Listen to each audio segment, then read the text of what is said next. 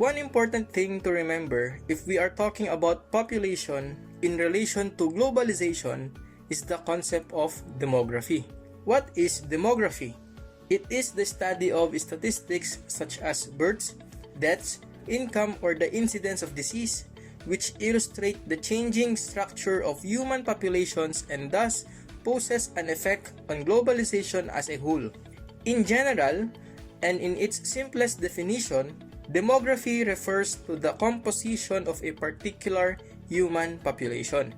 Ang dapat ninyong tandaan dito ay hindi lamang binibilang ng demography kung ilang tao na ang nabubuhay sa isang lugar o sa buong mundo, kundi tinitignan rin ng demography yung mga ibang aspeto gaya ng ilang tao ang naipapanganak sa isang taon o ilan naman ang namamatay kada taon, o kung ilan ang mayayaman o mahihirap, o ilan yung mga may sakit at walang sakit, o di kaya kung ilan yung mga bata at ilan yung mga matatanda. Marami pang ibang aspeto na pwedeng tignan. Yan ang demography. As an example, the current world population is 7.2 billion and this number is projected to increase by 1 billion over the next 12 years and will reach 9.6 billion by 2050. Our global population, which was only over 2 billion in 1950, is currently gaining new inhabitants at a rate of 76 million people per year. Here, makikita natin na 7.2 billion na raw ang bilang ng world population ngayon at based on demographic studies, 76 million people per year ang naipapanganak globally. Kaya by 2050 raw, pine-predict na baka magiging 9.6 billion na ang world population. Another thing to consider is that population changes have potentially huge effects for the progress of economic development. For example, an increasing number of elderlies may act as a drag on economic growth where smaller working populations must provide for a larger number of non-working dependents. Ang sinasabi dito ay, sa tulong ng demography, mapag-aaralan natin yung mga pagbabago sa ating populasyon na magdudulot ng malaking epekto sa ekonomiya. Example, kung mas maraming matatanda na hindi na nakakapagtrabaho kaysa sa mga mas bata na nakakapagtrabaho at sumusuporta sa mga nakakatanda, posible raw na babagal ang pag-usad ng ekonomiya dahil napupunta lahat yung mga income ng mga nagtatrabaho sa pagsuporta sa mga matatanda kaysa sa sarili nilang mga pangangailangan. Kaya, ang question ngayon, ano ba talaga ang epekto ng mga pagbabago sa ating populasyon sa ekonomiya? Will it bring negative effects, positive effects, or no effects at all? Well, the economic consequences of population growth have long been the subject of debate. Hanggang ngayon, pinagtatalunan pa talaga yung sagot doon sa tanong kung ano ba talaga ang epekto ng pagbabago sa ating populasyon sa ekonomiya. Basically, mayroong tatlong kasagutan na binibigay ang mga eksperto. First is the view on population pessimism. Population pessimism argues that the world's resources would be unable to keep up with population growth. Food production would expand more slowly than population, and many would lose out in the competition for food. So in this first view, negative daw ang epekto ng pagrami ng populasyon. Worst, kapag rarami daw ang populasyon, hindi daw makakasabay ang food production. Hence, marami ang magugutom. Our world will be in a survival of the fittest situation. Kanyan raw. But in the second view, population optimism, kinokontra dito yung sinasabi ng population pessimism. Under population optimism, it argues that population growth helped economic development by encouraging technological innovation and by increasing the supply of human ingenuity. Researchers believing in population optimism presented compelling historical evidence of the pressure that population growth puts on societies to create new solutions in the face of resource constraints. Okay, very positive ang view na ito. Helpful daw ang pagrami ng ating populasyon sa ekonomiya kasi kapag raw under pressure tayo at kinakaharap natin ang isang problema, nakagagawa raw tayo ng mga bagong paraan para mabigyan ng solusyon ang problemang iyan. Di ba napaka-positive? Population growth will bring out our problem-solving skills raw, and in that way, our economy will become better when we discover new solutions under pressure. Sana all positive thinker talaga. But in the third and last viewpoint, population neutralism, iba naman yung sinasabi dito. Population neutralism argues that population growth by itself has no effect on economic performance. Other factors such as openness of trade, educational attainment, and the quality of institutions determine whether economic progress can keep pace with population expansion. Kinontra dito yung sinasabi ng mga pessimist at optimist.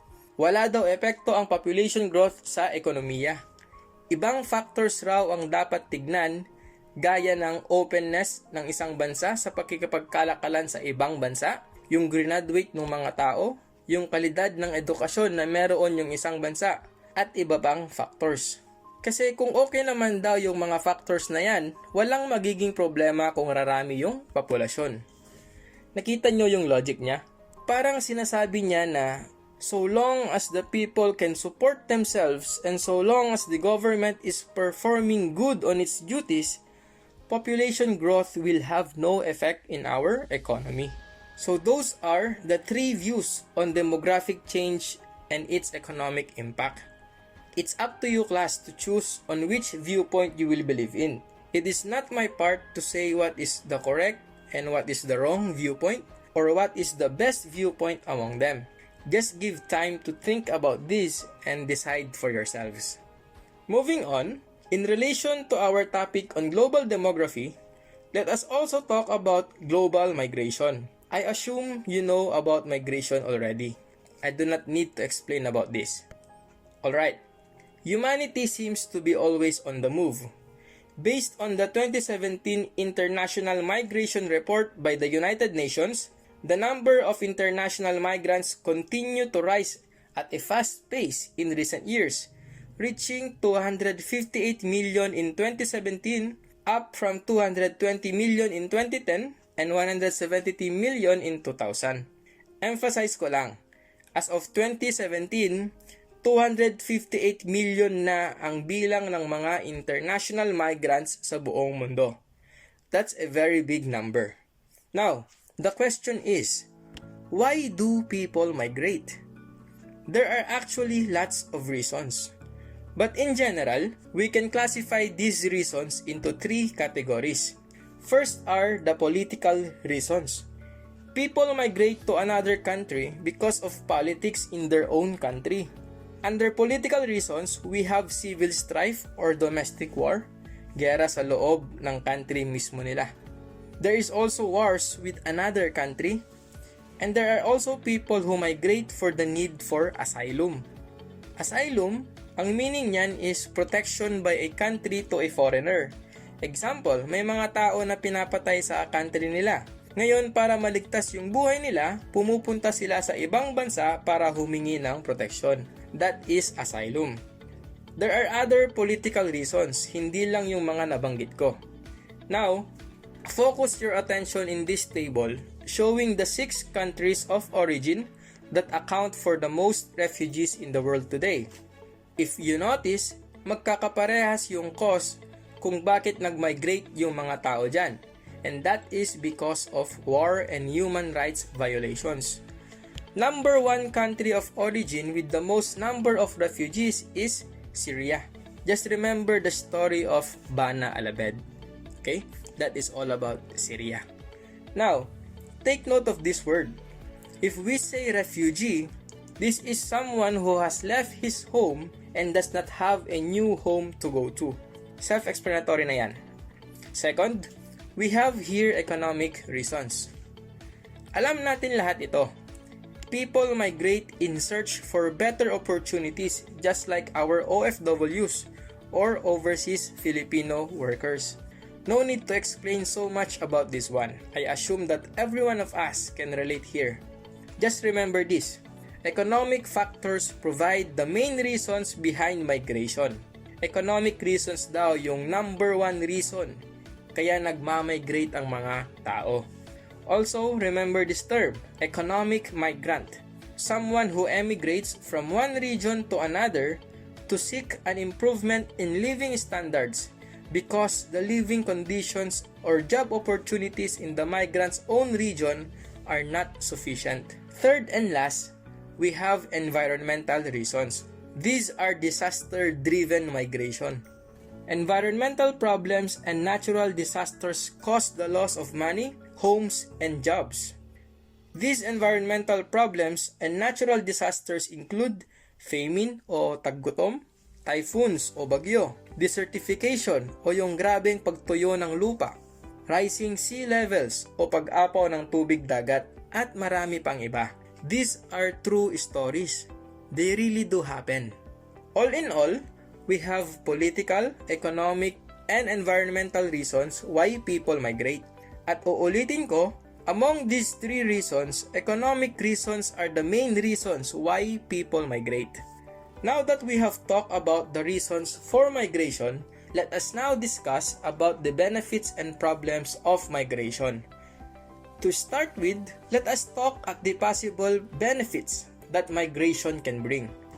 First, for the home country o yung bansa na pinanggalingan ng migrant, the benefits it can get are the remittances o yung perang pinapadala ng migrant sa mga family members niya na naiwan sa home country.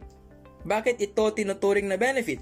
Because these remittances are important especially for the home countries like the Philippines, as these constitute a significant source of household income that improves the livelihoods of families and communities through investments in education, health, housing, and infrastructure. Ako mismo, class, ay beneficiary ng mga remittances na yan. I was able to finish my elementary, high school, and college education because of those remittances na pinapadala ng mga family members ko abroad. Again, I emphasize, remittances constitute a significant source of household income that improves the livelihoods of families and communities through investments in education, health, housing, and infrastructure. Next, sa part ng host country naman, o yung bansa na kung saan pumunta yung migrant. Migrants fill critical labor gaps, create jobs as entrepreneurs, and pay taxes and social security contributions. This is evident in the Philippines. For example, the $2.4 billion integrated resort Okada Manila, established by Japanese businessman Kazuo Okada, is an architectural beauty and a contributor to local employment. Okay? The example speaks for itself. Okay na yan. So those are the benefits of migration for the home country and host country, among others. Next, let us talk about the problems that we can encounter because of migration. Despite the significant benefits of migration, some migrants remain among the most vulnerable members of society. Karamihan ng mga migrants, sila yung mga inaapi at inaabuso. Migrants are often the first to lose their jobs in the event of an economic downturn in the host country. Some migrants work for less pay, for longer hours, and in worse conditions than native-born workers. Tinitiis nila ang lahat para lang mabigyan nila ng magandang buhay yung mga family nila. And this is the worst class. Some migrants endure human rights violations, abuse, and discrimination. The Philippines is no stranger to this, as we have seen, heard, and endured countless stories of maltreatment and abuse, especially among women OFWs who are either raped, inhumanely treated, or worse, met their untimely death in a foreign land. Halos taon-taon, mayroong naipapabalita na may mga OFWs na inaabuso o pinapatay. Talagang nakakaawa yung kalagayan nila. Additionally, developing countries can suffer from brain drain. Brain drain means the loss of trained and educated individuals to emigration. For example, there are currently more African scientists and engineers working in the US than there are in all of Africa, according to the International Organization for Migration. Dahil halos nag-a-abroad na lahat yung mga matatalinong professionals, yung ibang bansa na ang nagbe-benefit sa mga serbisyo nila, instead na yung bansang pinanggalingan nila. So that is brain drain, and that completes our discussion on the problems of migration. To conclude this lecture on global demography and migration, just remember that it is still being debated up to this day whether or not population has an effect on economic development, and there are currently 3 views we can use to guide our arguments, and they are population pessimism, population optimism, and population neutralism. Moreover, when we speak about migration, remember always the 3 reasons why people migrate, and among these 3, economic reasons are the main reasons why people leave their own countries and go to another country.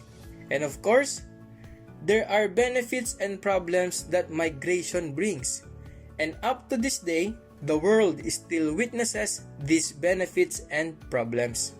Alright class, this ends our video lecture. Thank you so much for listening. Study well and keep safe always.